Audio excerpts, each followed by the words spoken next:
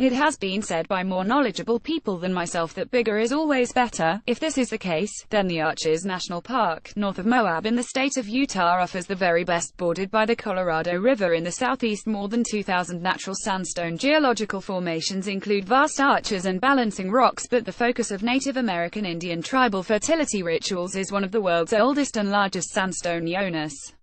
Situated 5,800 feet 1,767.8 meters above sea level, the Arches National Park features some of the loftiest phalluses in the world. This particular specimen is accessible from the south by following a dirt road from Page, Arizona to Cannonville, passable for most vehicles in dry conditions but slippery and dangerous when wet.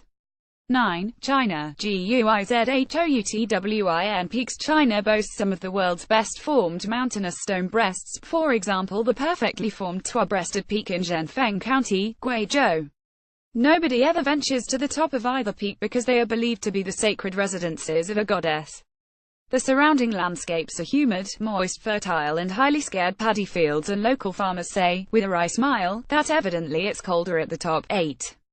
India. Khajurahocarnal. Sex temples. Ancient Indian Vedic cultures took sexual rituals to an entirely different level, much of which is today regarded as just wrong. Located in deep jungles, the 10th century Khajuraho monuments are a group of Hindu and Jain temples in Madhya Pradesh comprised of purpose-built sex temples and carnal chambers.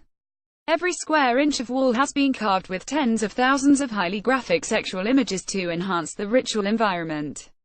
Kandariya Mahadeva Temple, Khajuraho, Madhya Pradesh, India, UNESCO heritage site. From depictions of men having sex with animals to bizarre one-woman 20-men group sex encounters, these ancient Vedic rituals were hyper-theatrical, complex arts where orgasms were timed, held and released at key stages within the ceremonies. It was in this research and developmental period, where sex was corresponded with spirituality, that the seeds were sown for what later became the internationally best-selling love guide, the Kama Sutra. 7. Thailand. Lamia. Grandparents. Parts on the coast near Lamia on the island of Koh Samui, Thailand. The grandpa Ta and grandma Yai look, respectively, like male and female genitalia. The grandfather-grandmother rocks have been shaped by millions of years of salty and abrasive oceanic foam eating away at weakness in the coastal bedrock. Even today, Buddhist monks and nuns worship at these highly explicit features, believing them, and their proximity to each other, to be the very cause of planet Earth. The grandmother, the grandfather. 6. Italy. Ancient Rome. Porn central. Ancient Romans were obsessed with sexual debauchery and their calendar was filled with sex festivals. The Bacchanalia were Roman festivals of Bacchus, the Greco-Roman god of wine, freedom, intoxication and ecstasy based on the Greek Dionysia and the Dionysian mysteries. Hundreds of people would attended 3-day-long, drug and booze-fueled, fruit oil orgies, and Rome is peppered with tens of thousands of highly explicit carvings, statues and monuments dedicated to their hedonistic lifestyle. 5. Turkey. Cappadocia. Cock rocks. Located in the Love Valley near Cappadocia, Turkey, a truly bizarre collection of vertically prepared phallic rocks are known locally as the Cock rocks. Some of these magnificent specimens are 130 feet 40 meters high and were created by volcanic eruptions approximately 9 million years ago. Erosion from the wind and water have left only the harder elements behind, which have formed an unusual landscape often described as cones, pillars, pinnacles, mushrooms, fairy chimneys and penises, depending on how one sees them.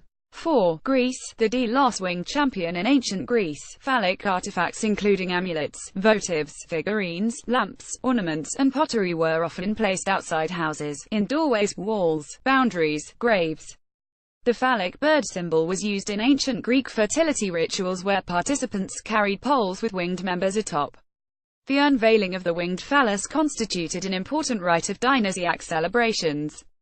This cheery example was recovered from Dionysus Temple, Delos Island, Greece, and dated to around 300 BC. Located along the Bogwalk Gorge on the Rio Cobra River, St. Catherine, Jamaica. Locals call this Yonic-shaped cave entrance Pim Pim Rock. Pim Pim is slang for that other word we call cats and scared people, in the island's native dialect. Known as the Eighth Wonder of the World, the huge limestone is interpreted as a giant woman washing her vagina in the river, a perfect natural expression of the goddess fertilizing a river, which in turn gives birth to fresh water and fish. 2. Philippines. The Sagada Porn Cave. In 2012 I ventured into the remote North Highlands of the Philippines filming a documentary segment in a 1-kilometer deep cave known as the Sagada Porn Cave. For millions of years, rainwater has penetrated the fields, and an extensive range of natural flows have forged features resembling female sexual anatomy to an astonishing degree of visual likeness. A tribal elder told me that sex festivals still occur in this cave on important agricultural dates. 1. Malaysia. Lang's Love Cave. The Gunung Mulu National Park is situated close to the southern border of Brunei with Malaysia, about 100 kilometers east-southeast of the town of Meriam, 100 kilometers due south of Bandar Seri Begawan, Brunei. Hidden beneath densely forested mountain slopes is the largest limestone cave system in the world. Deep within Lang's Cave, this penetrating rock formation has been the centerpiece for sex and fertility rituals for over 1,000 years, and a quirky local poem ends, Borneo makes you hornio. Conclusions. Rather than departing with a philosophical flurry, I will leave you with a wonderful historical tale pertaining to the sexual nature of man. Someone told me the delightful story of the crusader who put a chastity belt on his wife and gave the key to his best friend for safekeeping, in case of his death. He had ridden only a few miles away when his friend, riding hard, caught up with him, saying, "You gave me the wrong key." In article source greater than copyright 2017 by Ashley Cowie, presented with permission. Authors blog greater than exploring the world, making films, writing books, and blogging about lost cultures and kingdoms, ancient crafts and arts, the origins of legends and myths, architecture, symbols, artifacts and treasures.